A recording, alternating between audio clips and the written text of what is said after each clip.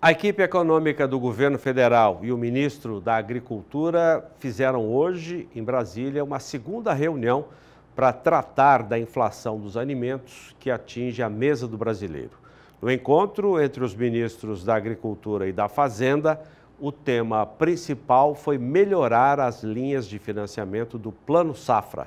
Reportagem de Flávia Rabelo. Desde a semana passada, o governo tenta encontrar saídas para combater a inflação dos alimentos, que já passa de 7%. Os ministros da Agricultura, do Desenvolvimento Agrário e da Fazenda foram escalados para achar soluções. Na quarta e nesta quinta-feira, o ministro da Agricultura, Carlos Fávaro, conversou com o colega da Fazenda, Fernando Haddad, e com técnicos para debater principalmente o aumento dos recursos para o Plano Safra. O governo aposta que a oferta de alimentos pode combater a inflação, que preocupa a equipe econômica e que está refletindo na popularidade do presidente da República. Ao sair aqui na reunião no Ministério da Fazenda, o ministro Fávaro garantiu que várias medidas estão em estudo, mas fez questão de frisar que nenhuma medida radical, como controle de preço e importação indiscriminada de produtos, estão em debate. O que está acontecendo no mundo dos alimentos, as posições, perspectivas, o que tem alguma carência, para que isso então possa ser desdobrado por técnicos em ações, por exemplo, no planejamento no Plano Safra. O que é importante estimular? Então, a partir disso, fazer um trabalho constante de monitoramento, de acompanhamento, para que a gente possa então ter ações efetivas, como já disse hoje para vocês, sem nenhum tipo de pirotecnia.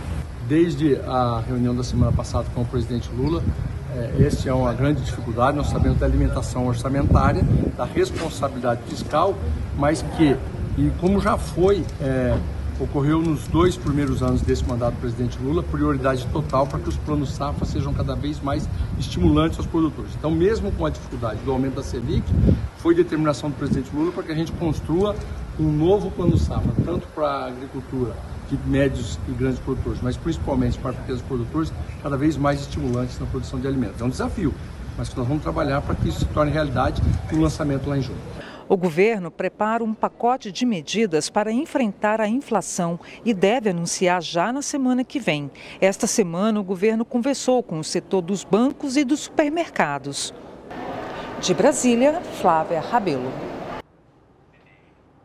Sobre esse assunto, veja o que disse o presidente Lula com relação às medidas que ele disse que tomará para combater a inflação. Não tomarei nenhuma medida daquelas que são bravata, sabe? Eu não farei cota, eu não coloquei helicóptero para viajar à fazenda e prender boi, como foi feito no tempo do Plano Cruzado.